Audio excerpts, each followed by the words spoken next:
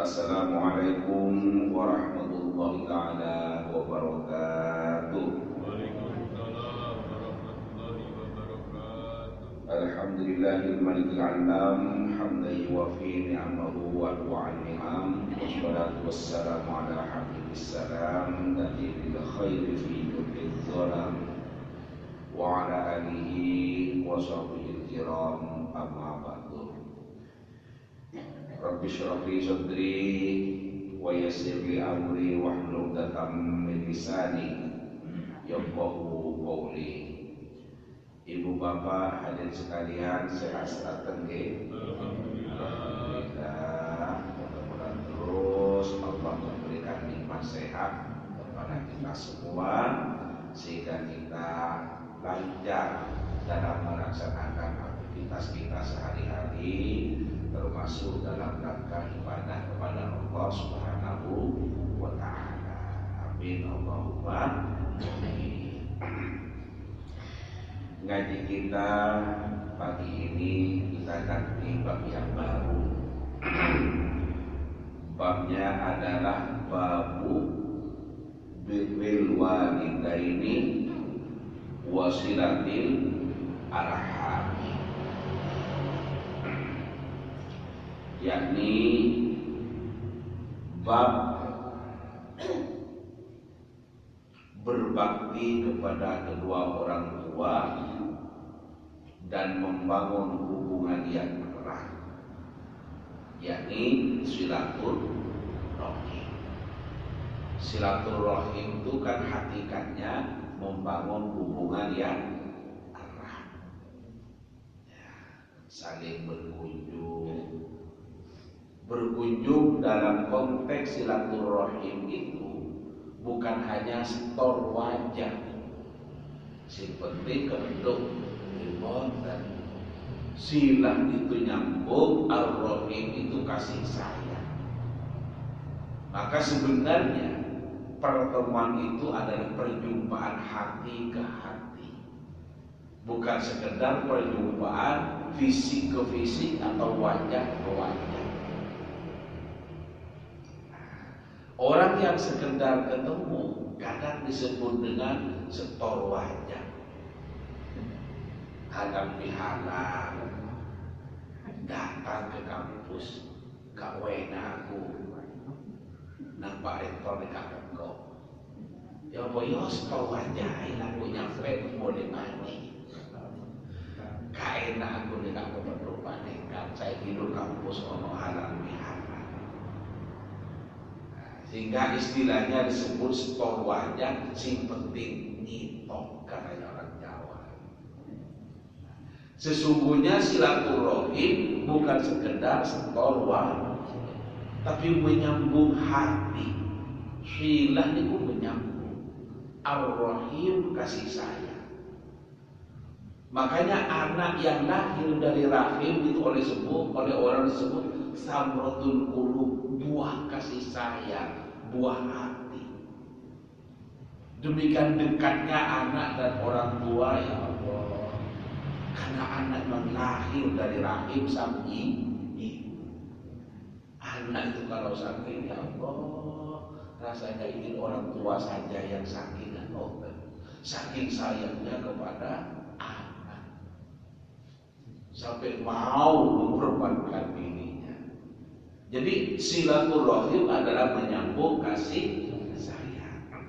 Silaturahim pada orang tua bukan sekedar datang kepada orang tua, tapi ya datang, ya juga hatinya hadir, menyambung pertemuan antara hati ke hati.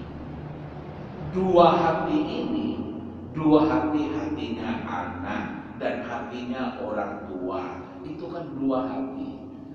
Dua hati yang menjadi satu. Dua hati menjadi satu. Ini namanya silaturahmi. Nah, karena itu lebaran sampai ke orang tua, ya, bukan sekedar delok untu, bukan sekedar ningali tiang sempat. Nah, tapi juga menyambung kasih sayang. Nah, orang tua kalau masih hidup tidak cukup hanya didoakan, tapi juga diparingi yotro. Paling itu ngobawon.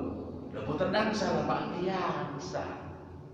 Kalau sudah wafat, ya cukup doa-doanya saja.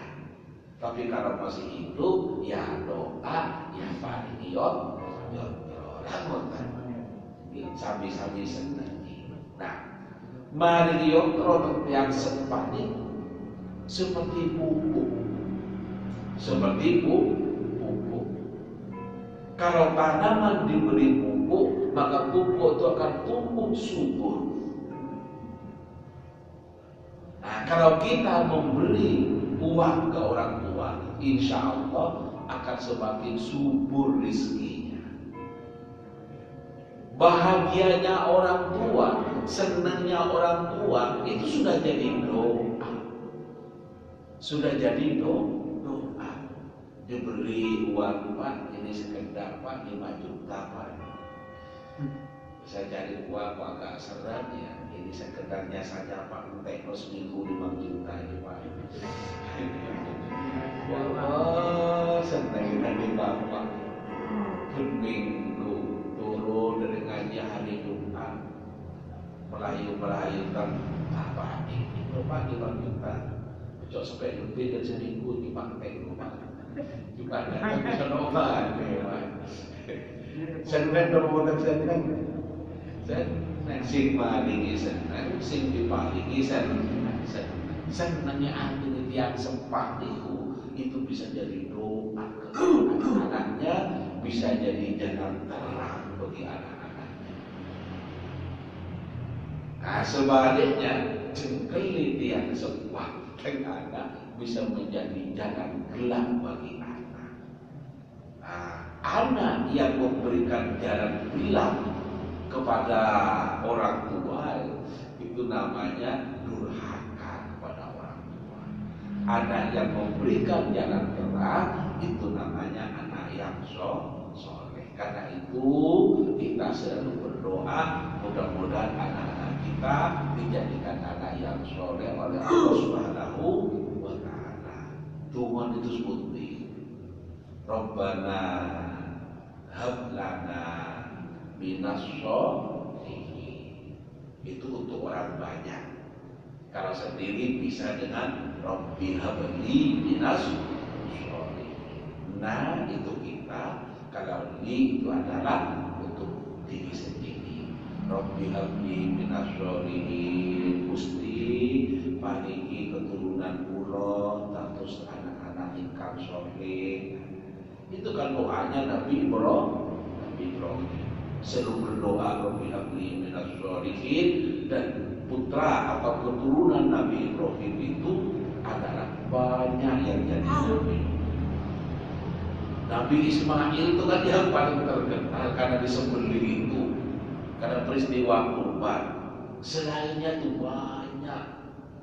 Nah, putranya Nabi Ibrahim yang jadi Nabi, jadi orang soleh. Kembali ke awal bab kita, babu birril walidain wasilatil arhami. Bab berbuat baik itu berbakti. Jadi makna asalnya birrun itu berbuat baik. Nah, saya artikan dengan berbakti. Bab berbakti kepada kedua orang tua dan membangun hubungan yang erat atau silaturahim. Nah, perintah-perintah dalam Al-Quran untuk berbuat baik kepada kedua orang tua, untuk berbakti kepada kedua orang tua itu banyak. Di antaranya adalah wa'budullaha wa la tusyriku bihi syai'an wa bil walidaini ihsana. Allah berfirman dalam Al-Quran surah An-Nisa ayat 36, sembahlah Tuhanmu. Wa'budullaha. Wa'bud itu bisa beribadah atau bisa bermakna menyembah. Wa'budni, sembahlah aku, katanya Allah. Wa'budullah, beribadahlah kepada Allah, sembahlah Allah. Wala tusyriku bi syai'an, dan jangan musyrik, jangan menyekutukan Allah syai'an dengan sesuatu. Wa bil walidaini ihsana, dan berbakti kepada kedua orang tua. Ayo ajari anak-anak kita, ajari cucu-cucu kita agar menjadi anak yang berbakti kepada orang tua. Betapa indahnya kita jadi orang tua kalau melihat anak keturunan kita dalam keluarga kita, anak-anaknya berbakti kepada orang tua. Orang tuanya sayang kepada anak-anaknya, saling menghormati, saling memuliakan. Ya Allah, betapa senangnya hidup. Senang. Ini namanya orang tua yang sukses, mengkader anak-anaknya, mengkader cucu-cucunya untuk menjadi orang baik-baik. Kata dia, banyak dalam ayat-ayat tentang berbakti kepada orang tua. Saya langsung saja masuk kepada hadisnya dulu. Bismillahirrahmanirrahim. Wa an Abi Abdurrahman Abdullah bin Mas'ud, dari Abu Abdullah, dari Abi Abdurrahman Abdullah bin Mas'ud radhiyallahu anhu, semoga Allah ridha kepadanya, qala, beliau berkata. Apa katanya Abdullah bin Mas'ud ini? Sa'altun Nabiyya sallallahu alaihi wasallam. Sa'altu, aku bertanya, an-Nabiyya, kepada Nabi Muhammad sallallahu alaihi wasallam. Ayyul amali ahabbu ilallahi ta'ala, perbuatan apa yang paling dicintai oleh Allah Subhanahu wa ta'ala? Qala, Nabi menjawab, as-salatu ala waqtiha, salat tepat pada waktunya, salat di awal waktu. Qultu, kemudian saya berkata lagi, summa ayyun, kemudian apa? Qala, Nabi menjawab, birrul walidain, berbakti kepada kedua orang tua. Qultu, aku berkata lagi, summa ayyun, kemudian apa lagi? Qala, Nabi menjawab, al-jihadu fi sabilillah, berjuang atau berjihad di jalan Allah. Muttafaqun alaih, hadis ini sahih. Ibu bapak hadirin sekalian yang saya hormati, saya memberikan arti secara global, secara jumlah makna per kalimat. Hadis ini diriwayatkan oleh Abdullah bin Mas'ud radhiyallahu anhu. Beliau berkata, sa'altun Nabiyya sallallahu alaihi wasallam, aku pernah bertanya kepada Rasulullah sallallahu alaihi wasallam, ayyul amali ahabbu ilallah ta'ala, ya Rasul, wahai Rasul, perbuatan apa yang paling dicintai oleh Allah Subhanahu wa ta'ala? Beliau menjawab, as-salatu ala waqtiha, nomor 1, sholat tepat pada waktunya. Kemudian saya bertanya lagi, summa ayyun, apa lagi? Qala Nabi menjawab, birrul walidain, berbakti kepada kedua orang tua. Kemudian saya bertanya lagi, summa ayyun, apalagi? Qala Nabi menjawab, al jihadu fi sabilillah, yakni jihad di jalan Allah, berjuang di jalan Allah. Bapak-bapak hadirin sekalian yang saya hormati, dari penjelasan hadis Rasulullah ini kita berkesimpulan bahwa ada 3 amalan yang utama. Nomor 1, sholat tepat waktu atau sholat di awal waktu. Yang kedua, berbuat baik kepada orang tua atau berbakti kepada kedua orang tua. Dan yang ketiga adalah jihad atau berjuang di jalan Allah. 3 amalan ini adalah sangat dicintai oleh Allah Subhanahu wa Ta'ala.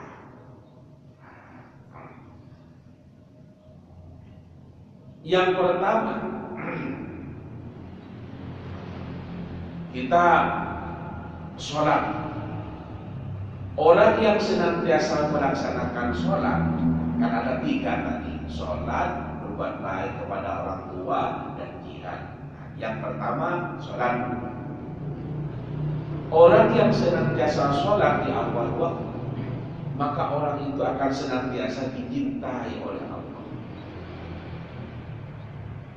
Hikmahnya, orang yang senang dan istiqomah untuk sholat di awal waktu. Oleh sebab itu, kalau ada orang selalu mendapatkan pertolongan dari Allah, padahal perbuatannya hanya begitu-begitu saja kerjanya, tapi kok bisa hidupnya tentram, tenang, pekerjaannya hanya sholat, cari rezeki, tidak terlalu moyo, tapi kalau rezekinya lancar, tenang, itu bisa jadi karena pertolongan Allah. Sebab orang yang istiqomah sholat di awal waktu itu akan senantiasa dicintai oleh Allah.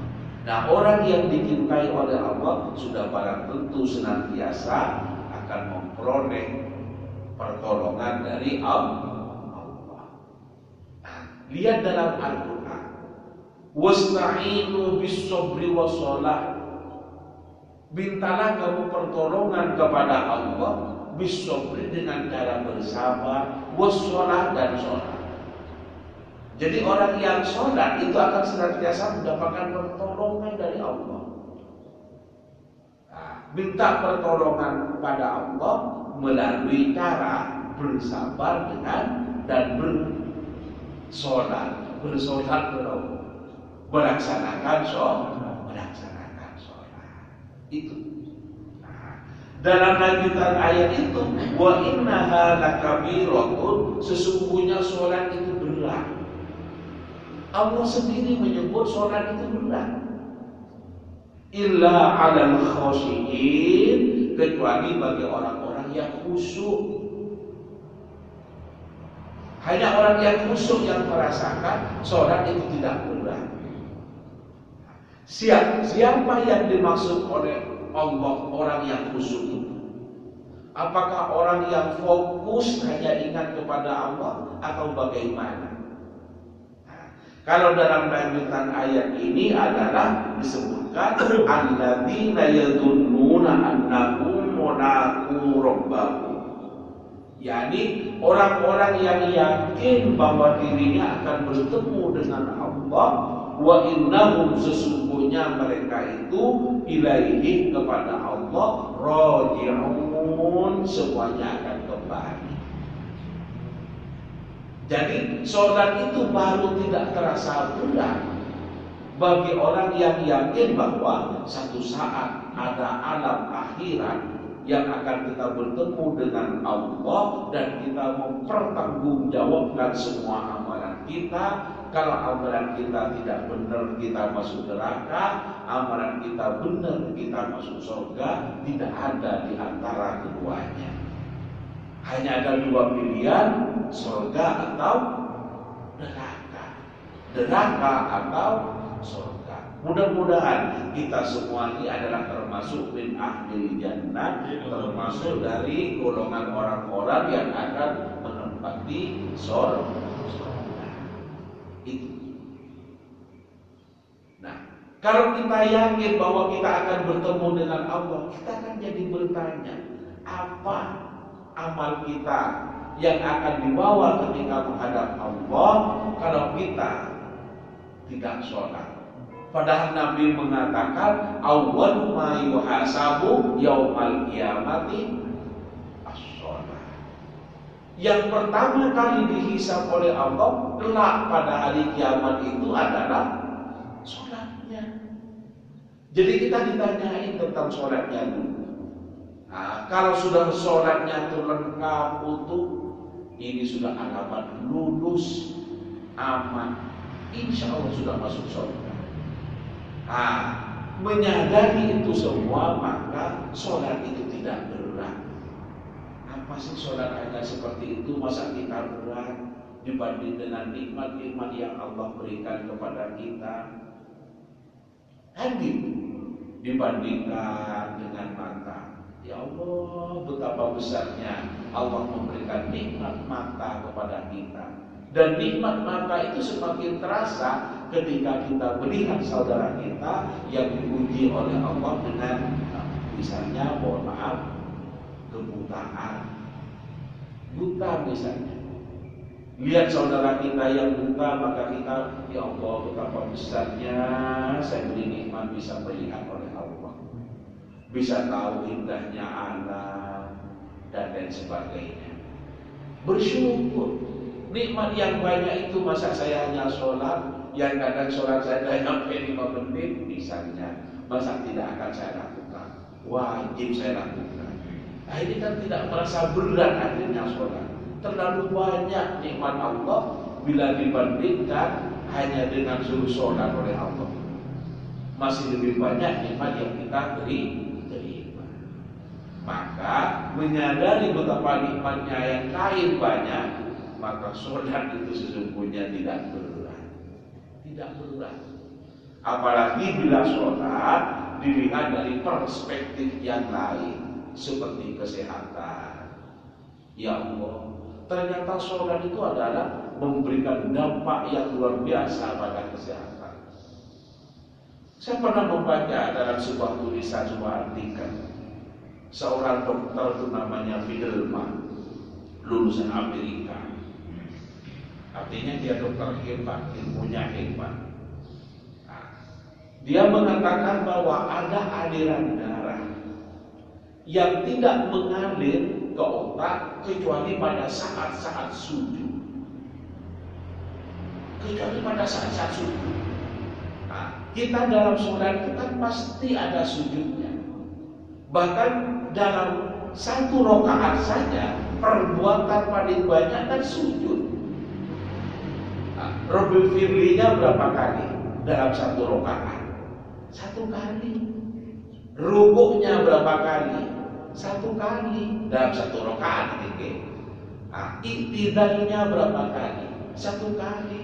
Tapi sujudnya 2 kali.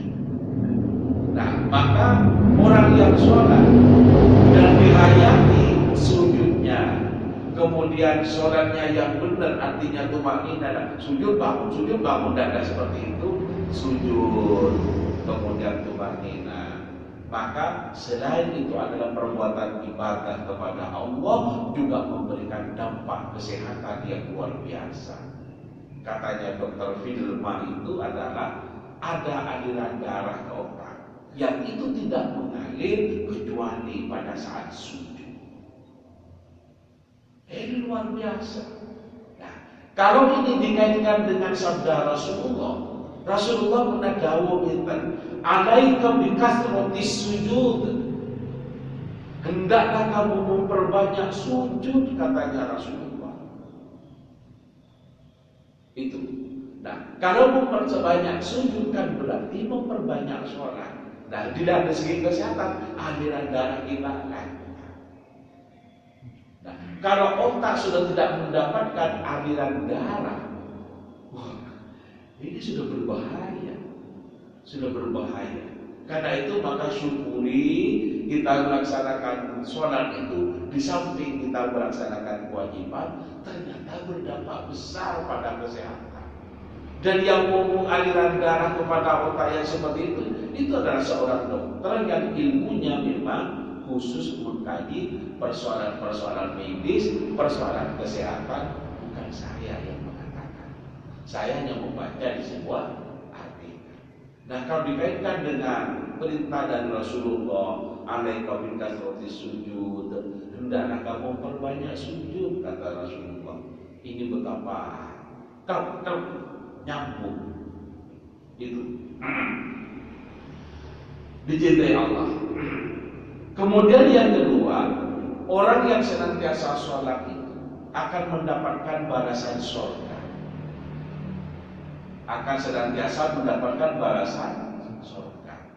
Mungkin Bapak Ibu sudah hadirin sekalian sudah paham ya, bahwa sholat ini memang dibedakan oleh Allah dengan ibadah-ibadah lainnya. Coba dengan tingali. Orang mau berpuasa itu perintahnya melalui apa? Cukup dengan difirmankan oleh Allah melalui Al-Quran saja. Kutiba alaikumus syiyam, diwajibkan berkat kepadamu semua berpuasa. Kama kutiba alal ladzina min qablikum, sebagaimana telah diwajibkan kepada umat-umat terdahulu sebelum kamu. Jadi cukup difirmankan saja oleh Allah. Nah, itu puasa. Nah, yang haji juga perintahnya itu hanya cukup melalui firman.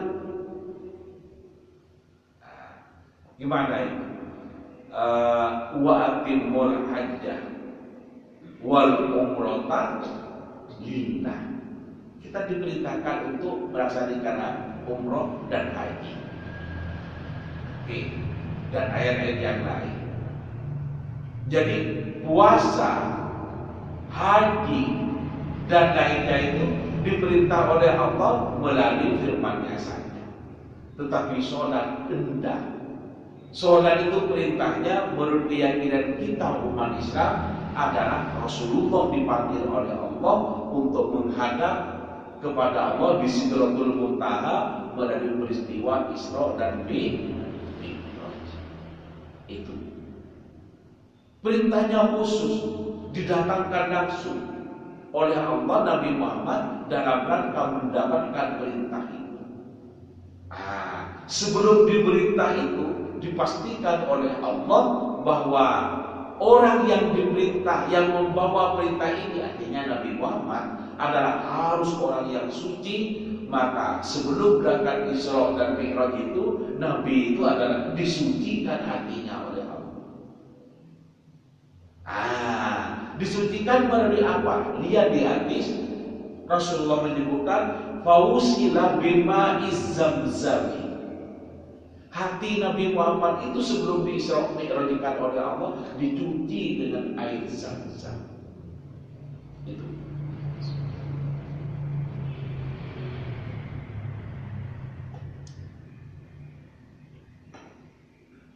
Karena ini akan mendapatkan perintah untuk disampaikan kepada seluruh umat manusia yang perintahnya itu tidak main-main, yakni urusan sholat. Urusan sholat. Karena itu maka orang yang melaksanakan ibadah sholat itu saya sebutkan tadi, hikmah kedua adalah akan mendapat balasan surga, pahala yang besar. Yang pertama tadi adalah akan dicintai oleh Allah. Yang kedua adalah akan mendapatkan balasan surga atau pahala yang besar. Kemudian yang ketiga adalah yang kedua mendapatkan pahala surga, yang ketiga mendapatkan pahala yang besar. Yang keempat Yang keempat adalah akan diangkat derajatnya oleh Allah. Saya ulangi, akan diangkat derajatnya oleh Allah. Mana Pak dasarnya?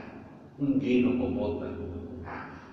Kalau saya lanjutkan tadi yang hadis itu, alaika bikasratis sujud. Hendaklah kamu memperbanyak sujud, katanya Rasulullah. Sujud itu kan sholat maksudnya. Walaupun juga ada sujud di luar sholat, seperti sujud syukur. Iya.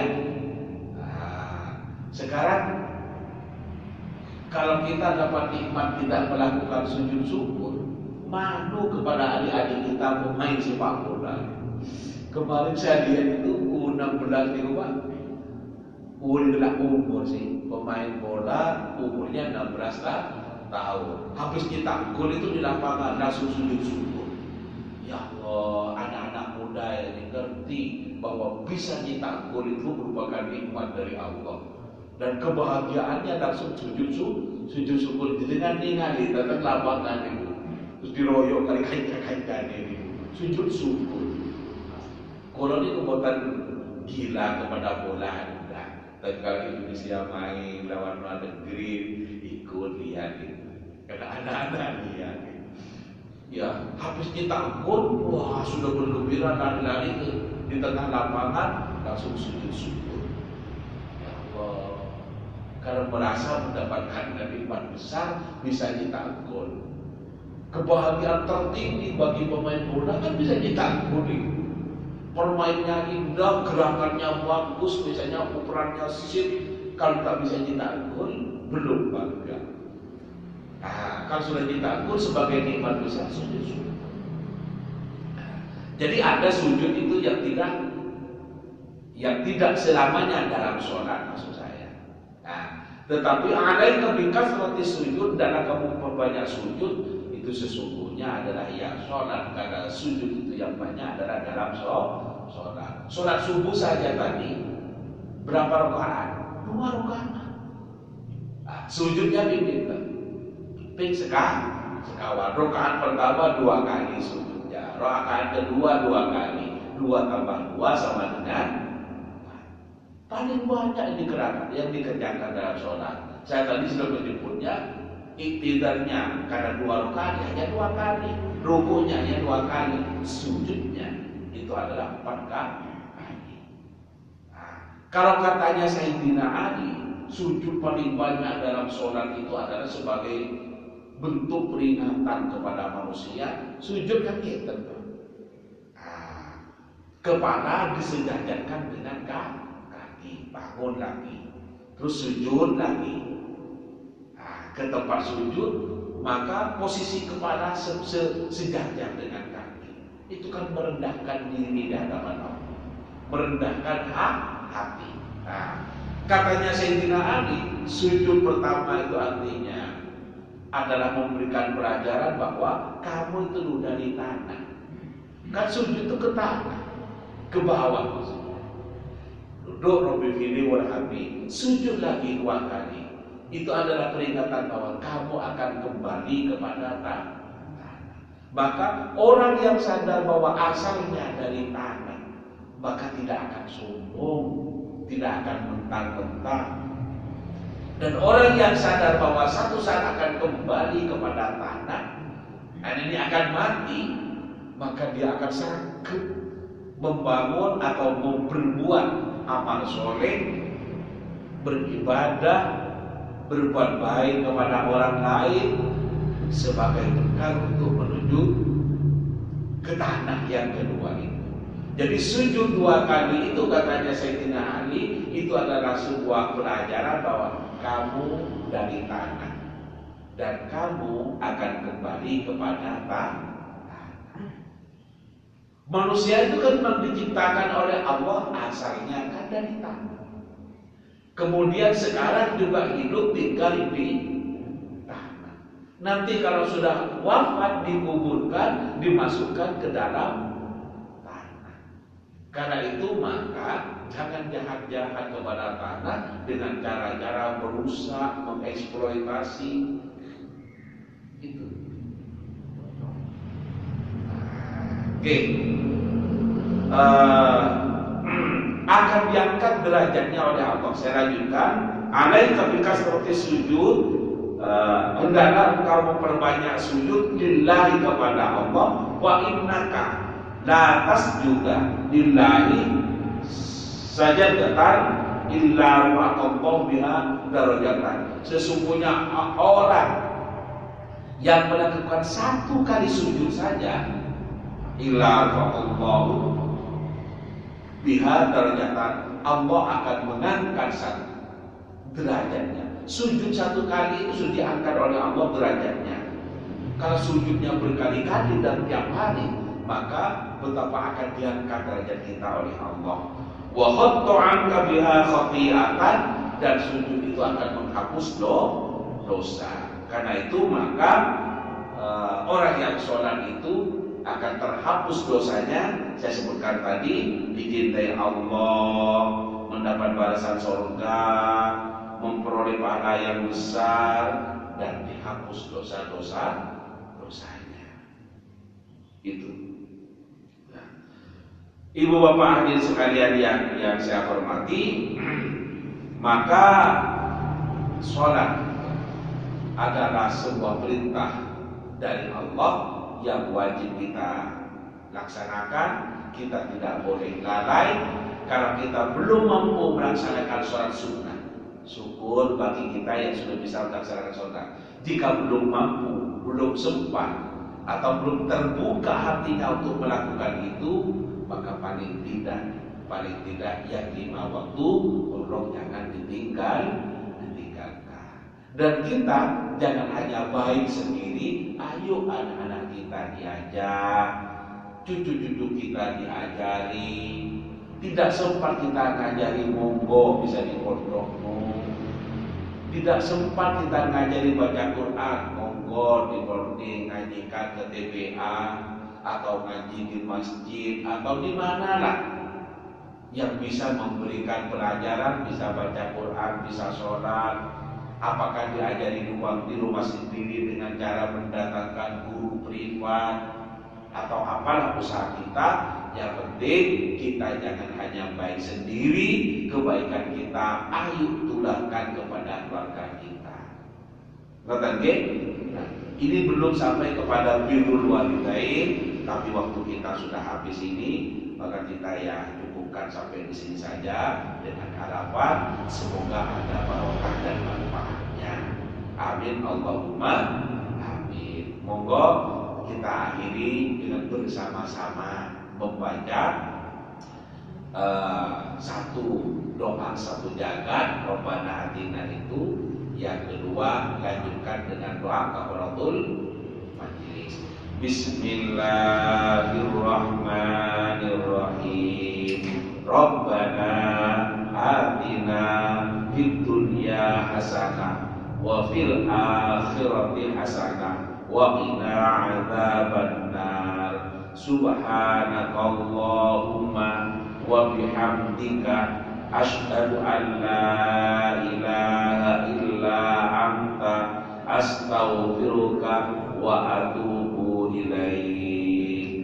Demikian yang saya perwakilakan. Hadanallahu wa iyyakum ajma'in ila shiratal mustaqim. Assalamualaikum warahmatullahi wabarakatuh.